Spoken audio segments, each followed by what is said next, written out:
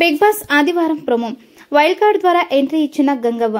Big Boss Telugu season 8 ఇప్పటికే 4 వారాలు పూర్తి చేసుకుని 5వ వారం ముగించబోతోంది. ఇక ఇప్పటికే 5గురు కంటెస్టెంట్స్ ఎలిమినేట్ అవ్వగా మరో 8 మంది వైల్డ్ కార్డ్ ఎంట్రీ ద్వారా నేడు హౌస్ లోకి ఎంట్రీ ఇవ్వబోతున్నట్లు తెలుస్తుంది. అలాగే నేడు ఆదివారం ఎపిసోడ్ కావడంతో పలువురు సెలబ్రిటీలు తమ సినిమా ప్రమోషన్స్ లో భాగంగా హౌస్ లోపలికి వెళ్లారు. ఇక ఆదివారం ఎపిసోడ్ కి బిగ్ బాస్ హౌస్ లోకి స్వాగ్ సినిమా ప్రమోషన్స్ లో భాగంగా శ్రీ విష్ణు, రీతూ వర్మ, దక్ష నగర్కర్ ఎంట్రీ ఇచ్చారు.